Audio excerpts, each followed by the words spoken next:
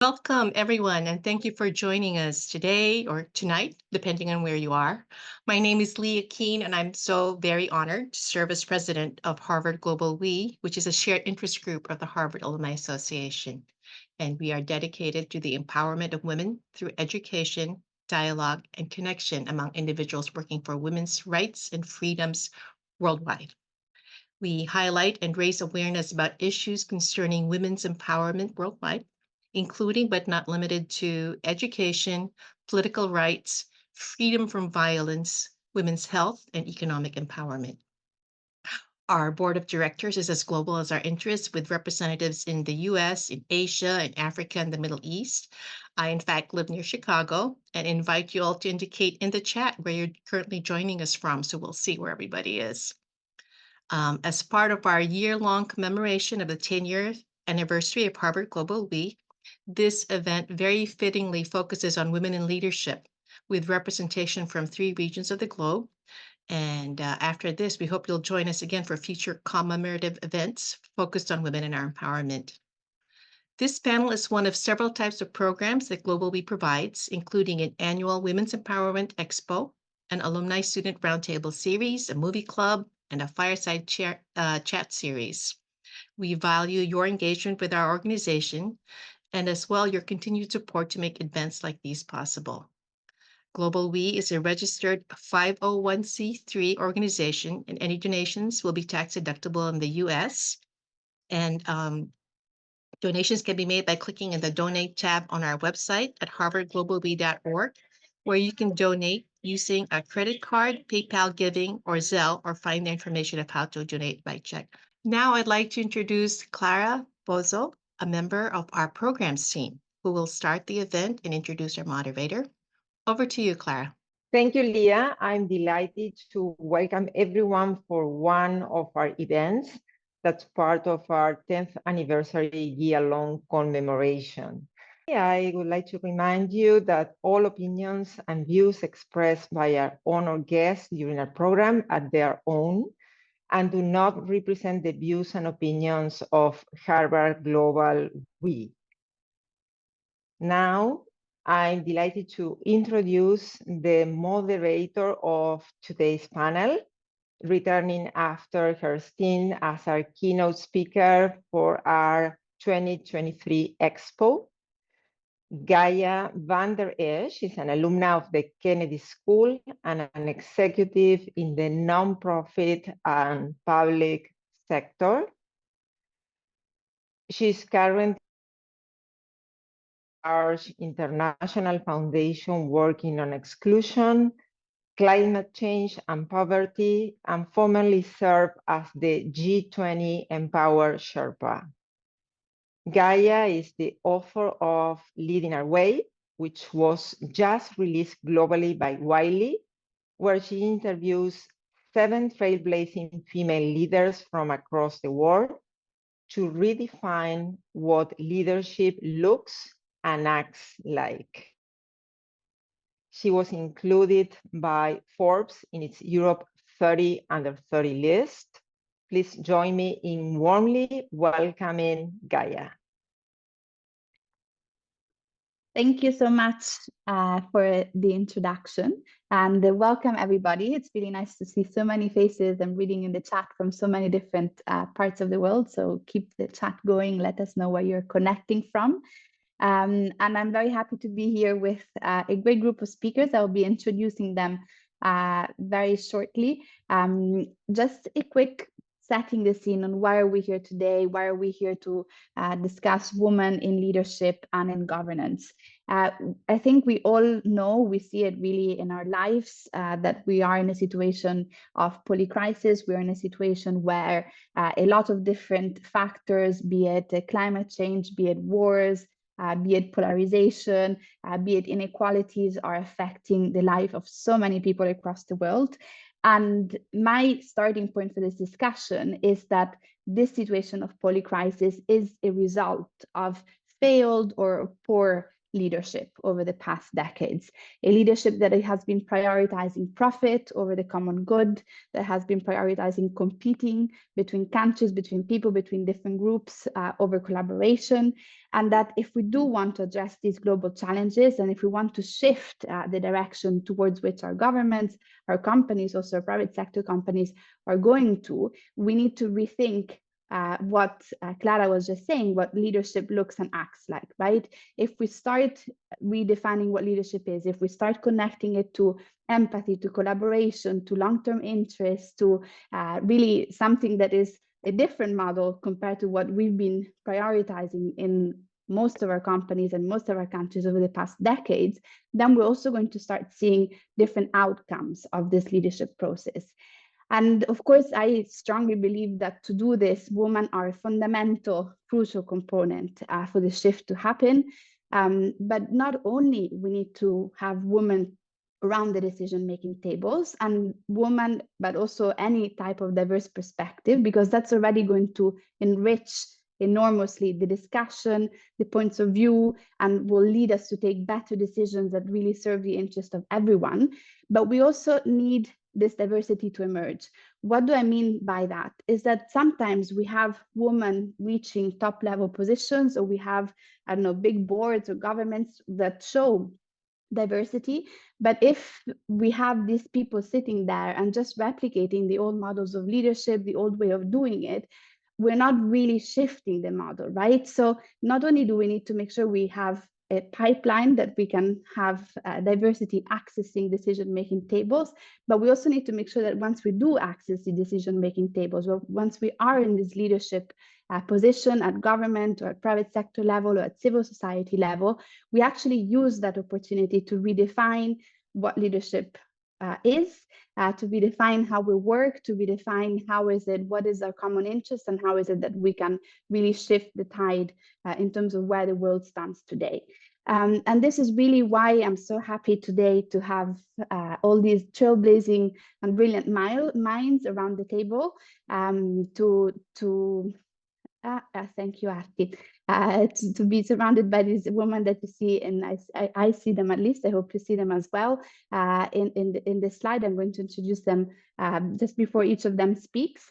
But really the idea for us to be here today is to understand and to have the perspective with us on the role of women in leadership, of women in governance, and how is it that this can help all of us redefine this idea of leadership, and how this can really help shift the direction that we're currently going towards in terms of global challenges, in terms of everything that I've mentioned before.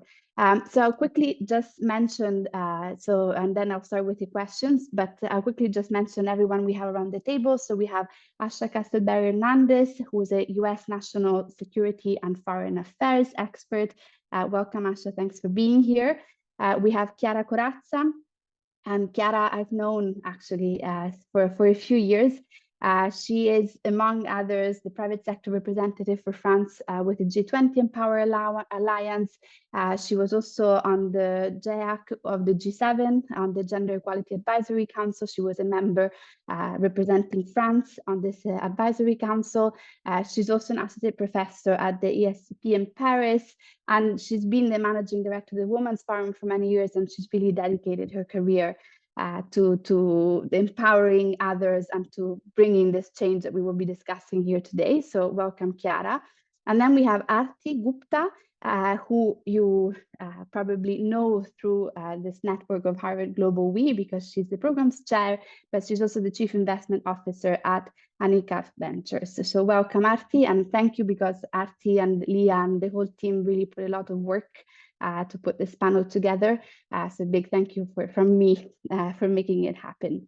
So I would like to start this discussion with Chiara. So I will go through a set of questions with all the different speakers that we have today, but feel free to also add your own questions and your own reactions in the chat, so we can pick them up and have a bit of time towards the end of the panel to make sure we also respond to that, and we also hear your perspective or your questions that you have for our speakers. Chiara, I mentioned just now that you've been dedicating so many energies throughout your career to empower women, to open doors, to make sure that women are at the decision-making table, that you are at the decision-making table, but that also you use that opportunity indeed to open doors for others to come after you. And I wanted to start really thinking and reflecting on your own experience. What is the one or two strategy or policy that you think has been working best in advancing gender equality in the workplace so far? And what is the one aspect that you would say we really need to still focus our energies on to really accelerate the change? Because the change is happening, but not fast enough. So where would you, with all your expertise and with all your experience, put the focus on? Thank you. Thank you. Here I am. Thank you so much, dear Gaia. First, happy anniversary. And I'm so sorry I'm not a Harvard student, but nobody's perfect. But yes, dear Gaia, all my life, I've been acting to carry on purposeful and pioneers initiative, including in gender equality, and of course, promoting young talents and promoting those who will make the future. It's really the core of my job. And I'm really, really delighted to be here today, also because I'm attending the 68th United Nations Commission on the Status of Women, taking place here in New York, and where I see such a positive energy. I can see so much determination. I can see so much willingness to change. And I can meet so many friends really allied to be in the same directions, to share the same ambition. Then, yes, I'm optimist. But to answer your question, based on my long, long experience, to achieve concrete results, what is needed? It's a very powerful legal framework. Look in Europe, look in France. I will tell you about France because I'm very involved in what happened.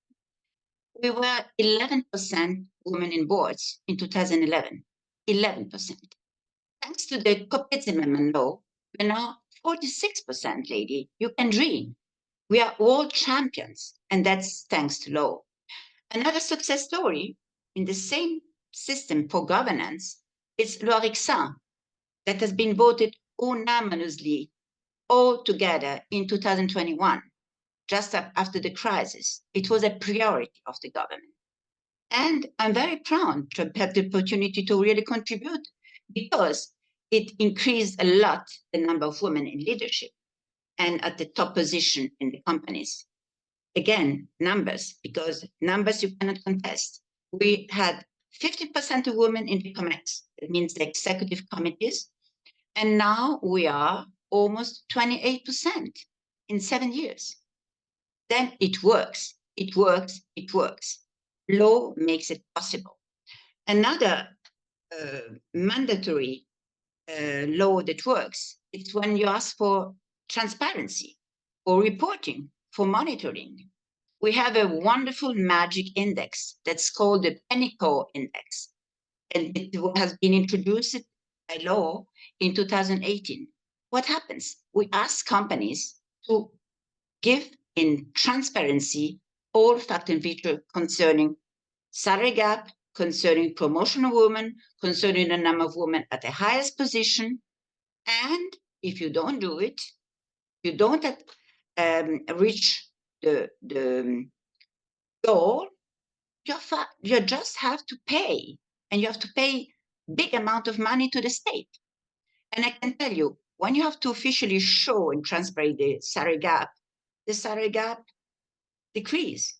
And we have a very, very strong result. If you look the increase of the Pennyco Index, Gender Equality Index, we had an average of 55% 7 years ago, and now we have 88%. It's not enough, but some companies are all reaching 100%. And I can tell you that for their clients, for their image, for their reputation, it's extremely important because young generation vote with their pockets and pay very attention where they put their money. Then with laws, is it possible? This is something that I will really share to you because I know that's very complicated. Many countries don't like quotas. Myself, I didn't like quotas, but I can tell you, it really works. Thank you very much, Chiara. And I think later on, maybe there will be some questions on quotas and why you didn't like quotas. I'm curious to hear more how you changed your mind, because it's an interesting tool to be used. If you just want to add also 30 seconds, why did that change your mind? Is it the numbers? Is it the results that It made changed you? my mind. Gaia, it's very pragmatic. It works. I was already in a board. I was in two boards. I was in RTP and I was in April, but I was the only one. There was no woman. And then the other thing that's very funny, ladies, is that when this law started, they said, okay, it would be impossible to find competent women. And then by chance, the law obliged boards to have women. And you know why it obliged? It's not even to pay a file. In France, the law says that if you don't have women in board for 40%, the board, it's not legal and you cannot meet. Then men were obliged. And you know what happened? They search now for a profile of a financial woman or financial man. I mean, they professionalize the search. Before it was a men's ward, men's club. They went hunting together. They were playing rugby put together or watching rugby play or going golf playing together. And they decide, oh, you come in my board and I come in your board. And then when there was this quotas law, they are obliged to find exactly the people, the profile of the people corresponding with the needs of the company. That's why it was interesting. And what is very interesting, Guy, and you know it, that we fight a lot to obtain it at the European level. And now it's mandatory also to European level. And you see the difference. Then it's pragmatic. That's why I changed my mind, just because it works. It works, definitely. So key message from Chiara for those that are coming from many other countries that are still thinking about how to do it is legislation, is the legal framework. It's really pushing for change through this type of frameworks and seeing that it actually makes a difference in terms of numbers, because I think often there's lots of discourse and not much implementation. But really looking at the numbers and looking at the measurement and the transparency behind these numbers to push for change. So I think that's a very interesting umbrella to start thinking about the global policy and legislative framework. And shifting from that to a more personal type of experience, Asha, I will shift to you now. I was very curious to hear your firsthand experience, right? Because you are definitely one of the not enough definitely women working in a sector that is very male dominated, right? So you have experience in the army, you have experience in the, of course, in the government, and you advise on issues of national security, which is a sector where diversity for many, many, many years and still today is lagging behind. So what are the challenges that you face, that you're still facing? Maybe they have changed, over your career so far. And what type of shifts in policy and in practice could remove the obstacles that you have to face or you had to face to make sure that today we can have more easily diverse leadership and diverse leaders emerging within this national security type of sector? Yes, thank you so much for the wonderful question. So I'll address the first one as far as the significant challenges that I've experienced in my career.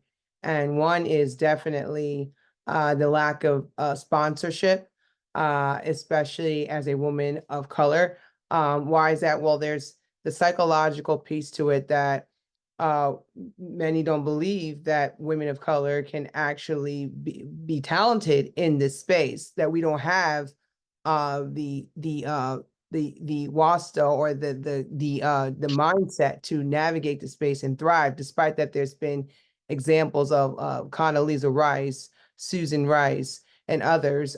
We're still stuck in that psychological perspective that we still don't have enough women out there that can really thrive in this space. So I think that aspect also plays in with when you look at media and you look at meetings on social media where we're still lacking. We're not in those spaces. We're not at the tables when people see pictures and stuff of who's in those rooms. So that's one example too. Again, a lack of sponsorship is a serious problem, and it was for my career where I didn't necessarily, I experienced sponsorship probably twice in my life from powerful people within the space. I think I should have got more than that. And among those two, they were men. I didn't necessarily get too much sponsorship from women. I think women need to sponsor more women in this space and not try to undermine each other. So I think that's very important too. And then not only when you sponsor, the other challenge too that I experience is the lack of protectionism. So when as you go up in the in the levels of serving in leadership positions, you need protectionism from those that sponsor, from those that can help you. Because there is a possibility that when you're serving in leadership positions, someone's going to undermine your work because it's just a competitive domain. So we need more protectionism too after you have been sponsored. So I think those are the significant challenges that we definitely need to address. And that's something that I experienced in my career. Now going to shift into the next question, which is what are some of the shifts or some of the things we need to do to address this? Going back to point of the legislation piece, I think that is critical, especially in the American system, government system among the three branches that we have legislation in place. There's executive orders, legislation out there to support more women serving in leadership positions in the national security field. But unfortunately, it lacks oversight and accountability. We need a mechanism to have oversight of that so it can measure the progress over time of where are women now in terms of serving in leadership positions in the national security foreign affairs field. So that's lacking. And we need to have that in place. We need to have assessments every 6 months to a year. Are women now in these positions, these critical positions? Are they aligned with the priorities? Right now in the United States, we are seeing that the priority is in terms of national security is Ukraine, Israel, Hamas issue, or Middle East policy. Also, we're seeing it in Indo-Pacific as well as Latin America policy as well. So where are we as far as incorporating, or excuse me, aligned in those priorities? Are women at the tables making a difference? And just like what you said earlier, if we are there, are we maintaining the status quo, or are we redefine how we look at this national security issue? So I would like go along with those recommendations, but legislation in terms of national security is extremely important when it comes to the United States. Mm-hmm.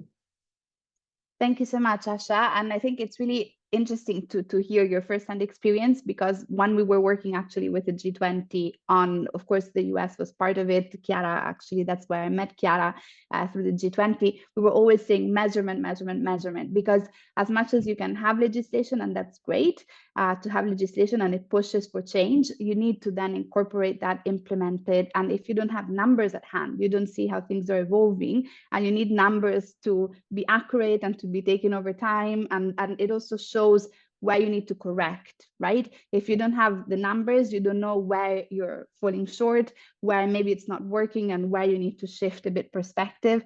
And that's something that, I mean, everybody struggles to do.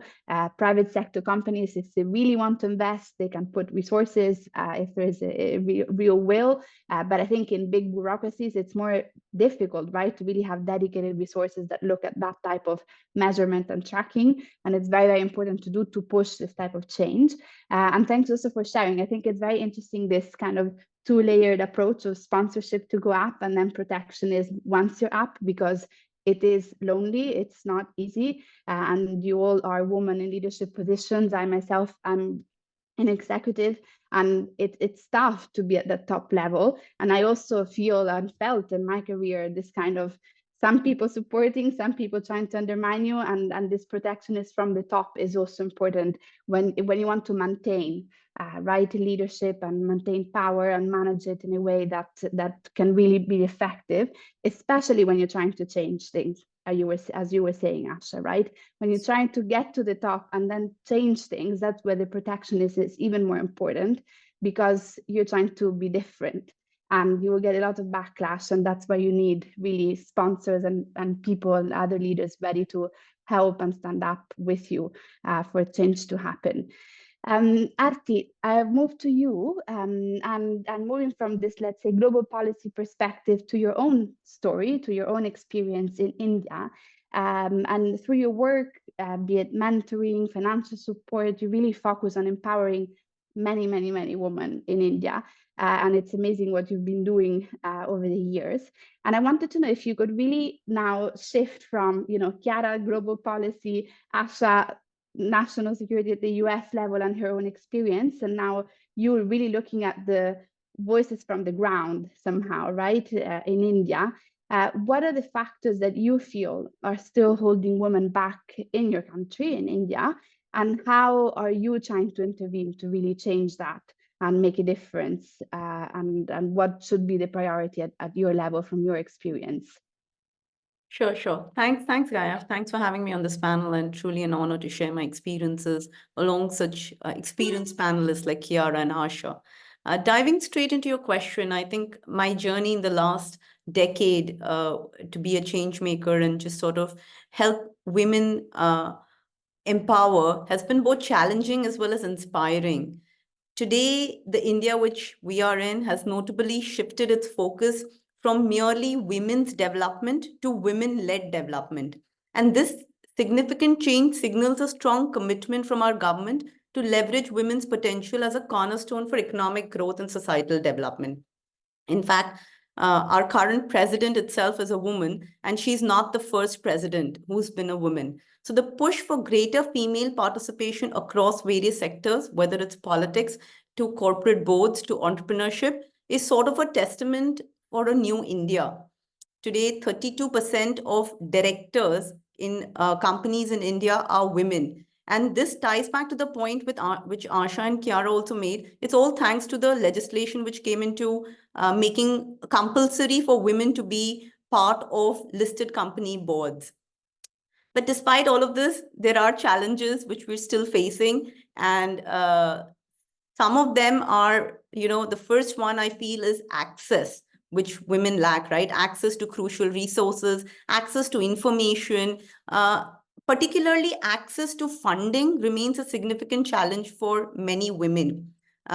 Whether it's access to resources or information, it's sort of hindered by an unsafe environment at workplaces, inadequate infrastructure, and an ecosystem which can support women entrepreneurs a little bit more. There has been considerable progress made in developing infrastructures that bolster women's initiatives, and also a lot of policies have come in place by the government to ensure safety of women. But personally, I feel a critical area which still needs attention. And I know with my conversations with people across the globe that this is not just an India problem, but a global problem, is enhancing women's access to funding. Because when women get access to money, I think that's when true empowerment comes.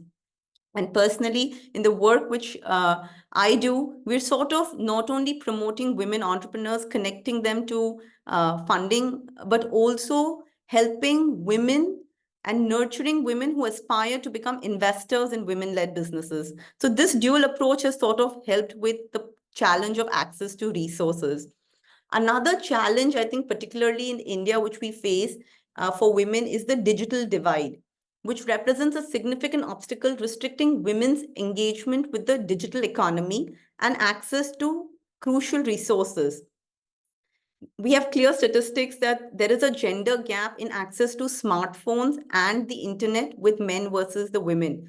And personally, this disparity became even clearer during the COVID-19 pandemic, right?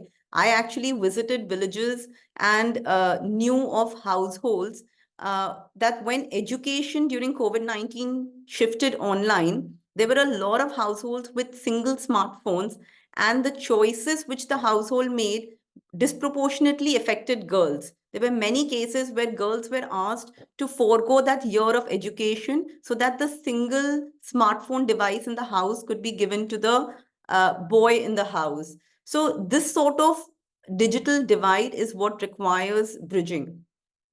The last challenge, I think, which still sort of persists, is the cultural norms, which is deeply embedded in patriarchy.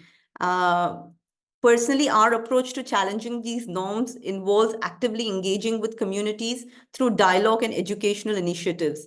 By showcasing the stories of women who have broken traditional barriers, we are showing girls that this is possible. I feel seeing is believing. And when you sort of showcase women who've broken these traditional barriers of society and tell them that this is possible, there are a lot of young women who see this and they want to dream and achieve to becoming scientists, politicians, entrepreneurs, investors, etc.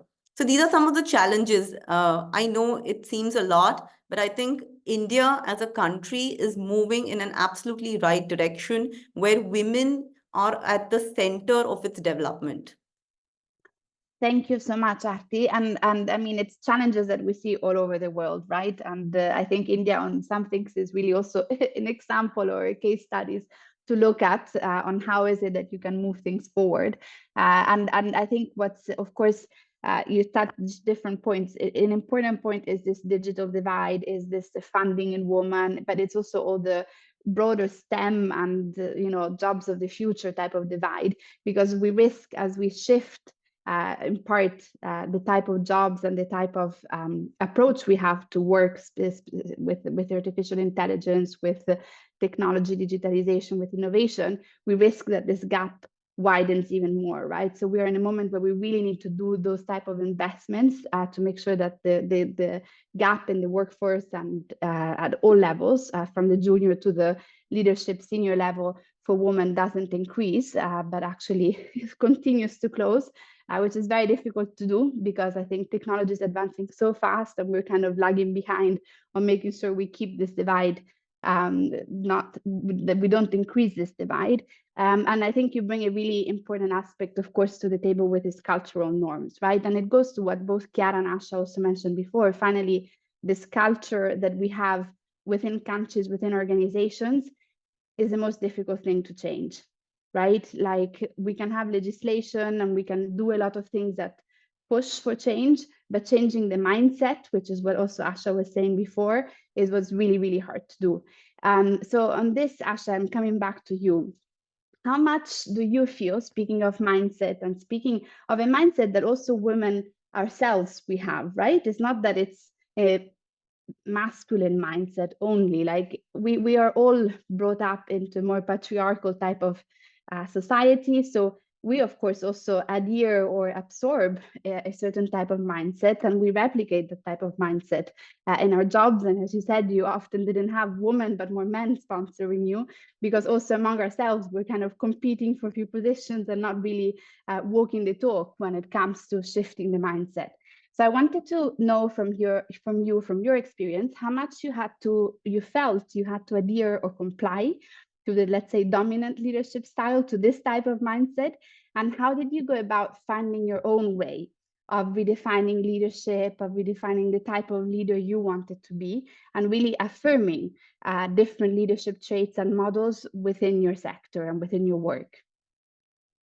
Thank you. I find this question really interesting because my first time of learning about leadership in general was in the military, and we had to learn how to be a soldier. And a lot of the characteristics of being a soldier are masculine, let's be honest, right? So I learned that, okay, I'm a soldier first before I'm a woman.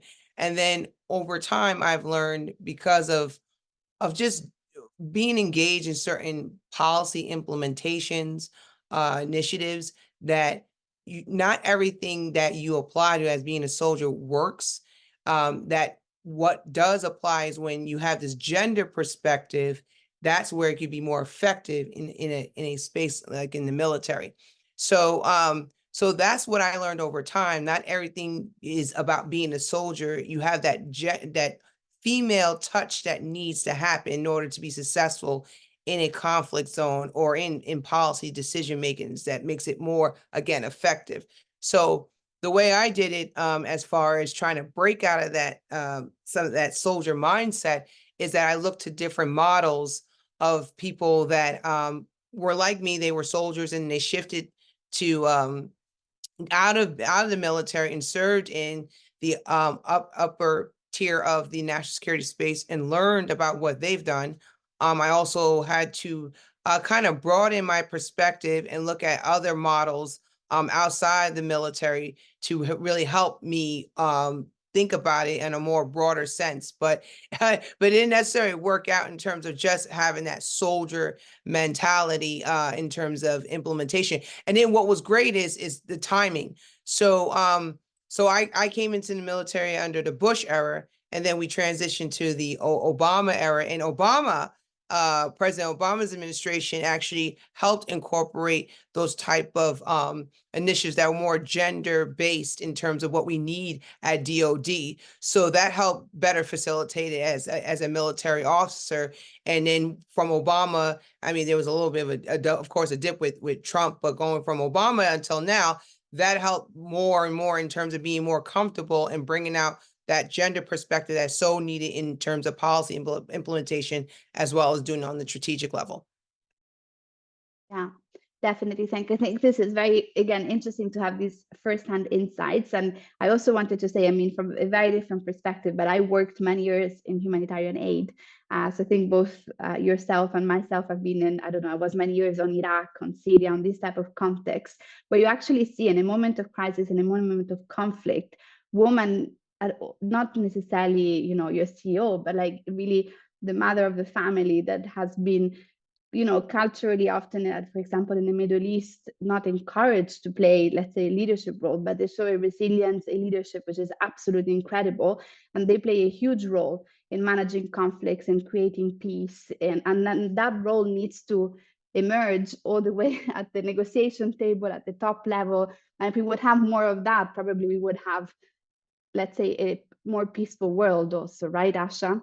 Right. I just want to add to like, Yeah. first testament of doing this kind of work was when I was a first lieutenant working on UN Resolution 1325, which is about advancing women in post-conflict areas or in peacekeeping operations. And I remember promoting UN Resolution 1325 in a peacekeeping exercise in Latin America. And it was tough. A lot of men there were just like making fun of me and saying, "Oh, we're not taking it serious." Oh, but it was still authorized by U.S. Southern Command that you have to work on this. And I went from there all the way up to the UN headquarters in New York, promoting UN Resolution 1325 because I understood the importance, the substance of why women have to be on all levels, from field all the way up to strategic level, as a special representative for peacekeeping, because it helps incorporate that gender perspective. And we need that, knowing that in post-conflict areas, a bulk of the population in post-conflict areas are women and children.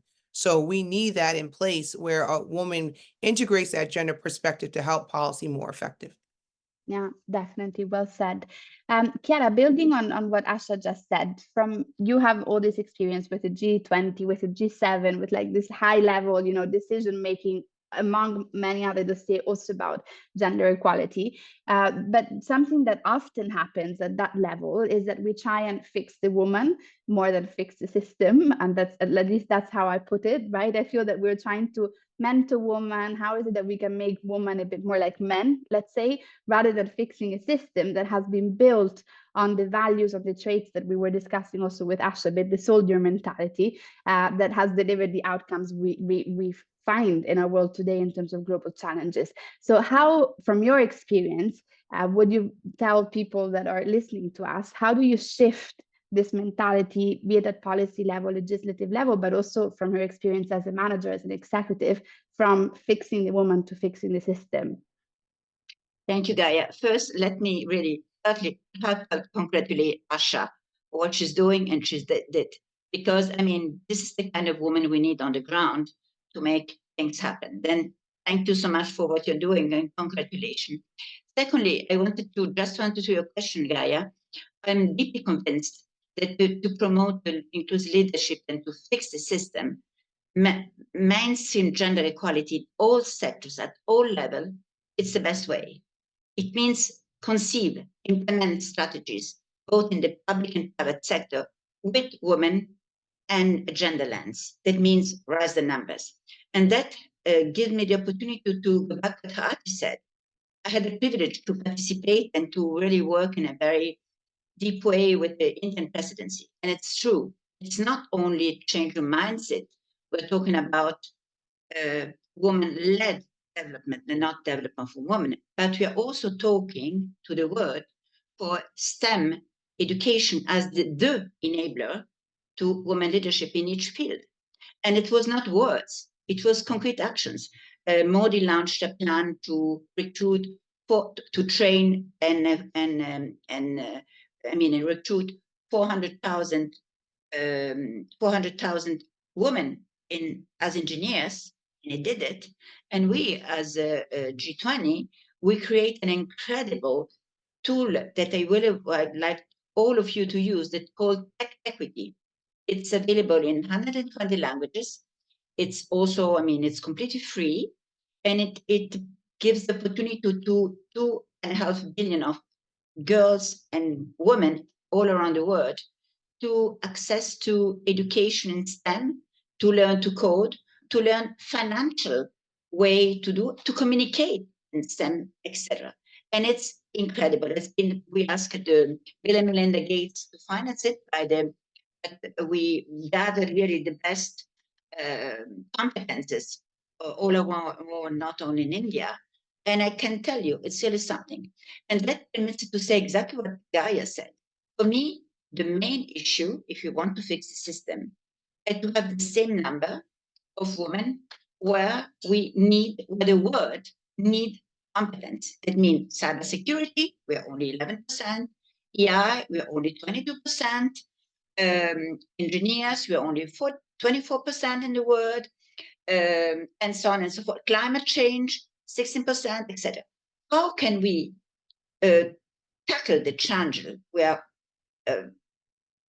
are fronting each day if we don't have women also there? We're not better than men, but we bring our competence, and we don't have the number. And this is, for me, the first cultural issue. And everybody that knows me know how much I'm working to ensure that women will be there in the jobs of the future, but not for women, for the humanity. Second big issue that's linked for me, and it's another thing that I think is really so important, it's the work-life balance. If you don't permit women to have a work-life balance, they won't go. You know that still now in the G7 countries, you have 53% of men and women who strongly believe that you cannot do a career and be a good mother. Gaia, don't listen. Gaia, go. Choose both. There is no reason. I always tell to your mothers, don't feel guilty. It should work. But once again, sorry to repeat it, you need a legal framework. You need laws that oblige companies for maternity leave, of course, and paternity leave. And it works. I see in Italy and in France, for instance, where maybe the law is stronger. Now in France, it's 27 days and 7 days mandatory, full paid, because if not fully paid, it's no work. But you know what happened? It's a change of shift of mentality. Now the young fathers, the new generation, they enjoy to take care of the children. Are happy to do it. They even maybe ask more than what they would need it. And of course, the household load will be better shared between women and men. Then work-life balance, it's really paramount. And then it has been just said, but I think that's crucial. It's access to resource, access to finance, access to capital. There are the worst injustice between men and women in each country in the world. And of course, if you have just access to 1/4 of the resources of the world, how can you then ask a grant to your bank? How can you develop your company? If 2% of the venture capital worldwide goes to women, how can they create a startup? How can they develop? And if you have 224 women worldwide who own their own businesses worldwide, that's good, 35%. And the access of just 1% of public and private tenders, how can they finance themselves? That's why at the level of G7 and G20, I'm very committed for ownership, investment, and property, because it's a key issue. And something that I'm proposing a lot, because that is very easy, it's to use public tenders as a tool to leverage capitals and funding for women. If in less of 1%, we have just 20%, I can tell you things would change. And again, it's not only for women, it's because the society, the economy needs us. You know better than me that if we have the equal role in economy, we would add 10% of GDP in Europe, worldwide between 20 and 30%. It means 28 trillion that we added to the global GDP. I mean, we're not talking about peanuts, and men understand it very well when you talk about performance and the role in finance. For instance, 2% of women in finance worldwide. That's an issue because we cannot imagine gender lens budget, gender lens investment. There just 2% of women there. Then this is another big issue. And again, laws, sorry to repeat me for the third time, laws can facilitate and help. Because if we don't create a legal environment, it doesn't work. Companies alone cannot do it alone, even if they were very well intentioned. States have their own responsibility, including at the G7 and G20 level, because they have also the responsibility to lead by example. Then this, I think, is a good fight to carry on. And I have so many others, but I just want to give 3 examples. For who hasn't heard Chiara yet, she has many, which I love, very concrete, pragmatic, but infinite ideas of what needs to be changed. Solutions, exactly. It works. And concrete solutions, and that's what we need more of, right? Often we just, of course, discuss, and it's great to discuss and to feel less lonely in trying to change things, but we really need these concrete solutions. And this pragmatism, I think, is something that, Chiara, you have been carrying, so thank you for doing it, and that we all need to carry much more for really making this change happen. So building on what Chiara said, and actually what Arti, you said before, coming to what you were mentioning in India, right? That is no longer, let's say, women's development, you said, but woman-led development. And I also wanted to pick up on this because it's a key difference. It's not having woman as an object of something, but having woman as a subject of something. And I found it interesting when I was actually interviewing for my book that came out, Gloria Steinem. She mentioned, which I assume most people know, she's in the US, so she's a very iconic figure. She was, let's say, the mother of the one of the mothers of the feminist movement, and she's a journalist, an activist that is very iconic in terms of bringing change on gender equality. And when I interviewed Gloria Steinem, she actually spoke a lot about her time in India, and about how that was a crucial moment of her life to learn what organizing is, and to learn how organizing was being done in India by and from women. And she said, you know, Gandhi himself was formed and influenced by the woman of his family, and his method was very much, let's say, a woman's type of leadership. Because he was himself influenced by the woman of his family and by all the female organizers across India that were really changing the country bottom up. So I wanted to really go back to this idea of a woman-led development, or woman-led initiatives. What is it that you think, Arti, the world can learn from the millions of women in India that are bringing change and that have been doing it for generations, which is not always the case, I would say, across the world, in the sense that probably often it goes unnoticed, but in India it actually happened, and it brought huge changes in terms of democracy, in terms of governance system, and they really redefined the face of leadership, right? So what is it that you think we can learn from your context? Sure. Thanks, Gaia. You know, before we jump into it, just totally want to, agree with Chiara about how it's possible to be a great mother and have an amazing career as well, right? We don't need to penalize the women for bearing a child, but create a strong and supportive care economy. And that's the conversation we are having in India as well, have a strong care economy. But jumping back to your question, Gaia, you know, the ancient Indian culture, historically in India, women have always been treated equal to men. In fact, in our culture, women are referred to as devis, right? Which is equivalent or translates to goddesses. And in fact, I really like this Sanskrit quote from our Indian scriptures. It's called Ichha Shakti, Gyan Shakti, Kriya Shakti, Swarupini. It translates that the womanness is the source of intention, knowledge, and execution of any task. And the power behind everyone's thought, plan, and action is Prakriti, which is just another incarnation of women. So in our culture, women symbolize power. I know there was a time in our history in the last 200 years which were turbulent and when women's rights faced big challenges.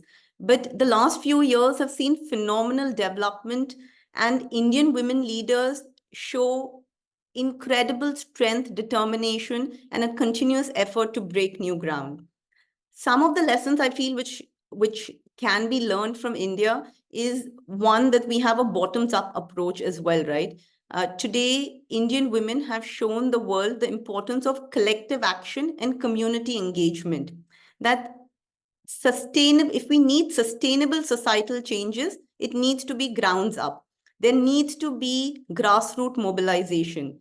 Today, India has 12 million self-help groups.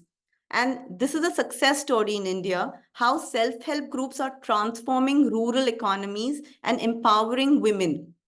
I've personally seen these examples where I've met and interacted and in fact helped in the formation of these self-help groups in villages around where I stay, where the women actually took a stance in the family and said that we'll convert our farmlands into organic farming so that the family can earn more money. Same way in India today, adding to what Kiara mentioned earlier, Prime Minister Modi, he's in fact running programs where women in villages can become drone operators, right? So the kind of changes which are happening ground up are substantial. At that same time, there is a strong emphasis in India for women representation in the highest seats of power. So we have a grounds up approach, but we also have women representing at leadership level. We have leaders, whether it's like Smriti Irani or our president, Draupadi Murmu, breaking the highest glass ceilings. We have strong business leaders, whether it's Kiran Mazumdar-Shaw, Falguni Nayyar, who was the first woman startup to actually list her company in India. So all these sort of show other women how to break traditional barriers and sort of show how a grounds up and a top down approach together in synchronization works. Thank you very much, Arti. I think it's, again, fascinating, and there's so much to be learned from all our contexts. And I'll quickly leverage this to shift to a question we got from the audience, a question from Neha, who was asking what advice you would give, all of you, to young women. And the question was specifically who aspire to enter the field of investing, but I'll enlarge it. What advice would you give? Because you're all role models, right? That also act as models for other women that want to probably have a similar career to you. So what advice would you give to young women to enter the field that you're working in? So be it, I mean, each of your fields, I say, I want to recap because we've already spoken about it. And Arti, if you want to start, and then we go Chiara and then Asha, just to respond to this question. I think just believe in yourself. Everything which we already need, we have it within ourselves. I think women keep second guessing their capabilities and everything. So I think believe in yourself. And I also feel we need to sort of invest in building a strong support system. So believe in yourself and build a strong support system around you. Thanks, Arti. Chiara, what advice would you give? Believe in what you're able to do and believe that you can really change things and have always somebody to love, a project to carry on, and something useful to do. And then you will do it. Thank you. Asha? Overcome imposter syndrome. Don't, try to overcome the self-doubt. You can do it. And don't be surprised when you are in the room or at the table that you're probably the smartest one there, despite that a majority of the people at the table are men. Also think about the future, try to develop your strategic predictability. And when you're thinking about policy, adjust your policy perspective on strategic predictability. That puts you ahead of your peers and makes you more competitive. And also, I like the discussion real quick about, have a support system. I think what's so cool about the 21st century is the energy behind civil society and how they're shaping systems. So make sure that, you know, civil society that supports women know who you are and provide that support to you. External support matters in this type of field. Yeah, definitely. Thanks. I love all your advices and recommendations. And I think one thing also to remember, if I can add, is what Arti was saying before about, about the power of women and how women are perceived as, you know, the initiators and have so much power. But that's exactly why we've been having for so many years a pushback, right? Not because we're not capable, but because we are extremely capable and when we are a threat. And that's why there is this innate power and capacity that we all carry, and we really need to be aware of it and own it and, you know, use it to bring this type of change and to own a different type of narrative, a different way of working, bring a different perspective to the table, and not be pushed back to just be in our little box in which we've been put and try and take forward the same narrative that we've been told we should take forward. So I think that's what comes out, like this self-confidence, this understanding also of the power we do carry as women, and that we should claim and be proud of and bring to the table. I think that's really good advice for each of us to keep in mind. There are a few other questions from the audiences. We don't have that much time, so I'll just take another one. One question that we have from Juliet is why it's so difficult to call out inefficiency from those who claim to represent women issues and do not. So I think, again, we can maybe expand a bit this question, but it's a question around, if I interpreted right from Juliet, but that there are some groups that should represent our interests, but there are some women that maybe we expect in maybe our managers or women around us that we would think they would kind of push forward the women's agenda, but then sometimes we see that it's not happening. How is it that you would recommend going about kind of, I don't know, calling it out or adjusting that and really shifting how we also support each other between women, and how we can get more men also, of course, to be allies to us in whatever position we're in? If Chiara, you want to start, and then I'll call the others. Yes, I have to say that unfortunately, when a woman arrives at the leader positions, even, politics or business, it's not always evident that she promotes other women. In fact, many of them, including in my generation, it was, oh, I want to be the first, etc. And this is really one of the big issues. Men are much more cooperative. We don't use the network enough. And I think that the network of women could be really a very good push to help to make career and to arrive at the right position. Also in terms of solidarity, of say, okay, I experienced it. And of course, role models. But then I think that the real issue, again, it's that women should really take the responsibility when they arrive somewhere to make sure that others arrive at even better than them. This is something that's not evident, but it's really something that it's necessary. Yeah, thank you so much. And one interesting thought on this is that I was once speaking with a very famous primatologist that wrote an interesting book about what you can learn from primates on gender dynamics. And one thing he told me, he said, I study chimpanzees, not humans, but male chimpanzees are really good at competing and being friends at the same time. Female chimpanzees really struggle to compete and be friends. Either they compete or they're friends.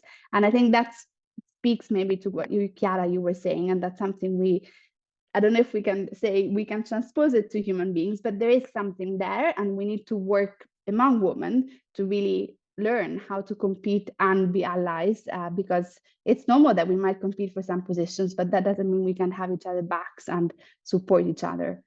Maybe, Gaia, the solution is to be many women in leadership position. Like that, we don't need to compete anymore, and we can do as men. That's the solution. Definitely. Thanks, Chiara. Arti, what would you respond to the question? You know, I think a lot of times, even today, when women promote other women, it seems like a charitable case to others, right? Like it, and this thinking needs to change, because when men promote men, it's seen as competence. But when you're trying to promote women, it's seeing like you're trying to help or charity, and that needs to change, because this thinking is wrong. When women are promoted, it's clearly on their caliber. And I think when this changes, women in leadership will also sort of start changing their thinking, because a lot of women had to face tremendous hardship to reach the highest position, and then they start feeling pressurized to behave like men, and then they feel that if they promote other women, they might seem weak. But I agree with Chiara, when we have enough number of women in leadership position, this thinking will change. It'll take some time, but it's already changing. But we'll see this change come very, very soon. Definitely. Thank you. Asha, anything you would like to add to this? They pretty much answered the question, but what I've seen too, I agree. Like there's a lot of women out there that have experienced a lot of hardship trying to get to the highest level, and when they finally get there, below them, the numbers are still alarming as far as representation of women, and then they don't have the confidence to do so, and then it gets to the point where it's normalized, right? And then another thing too is when you want to call that out, that the female that's on the top and saying, hey, below you, the representation doesn't look too good, it becomes to a point where it's like, you're I'm a female, stop bothering me.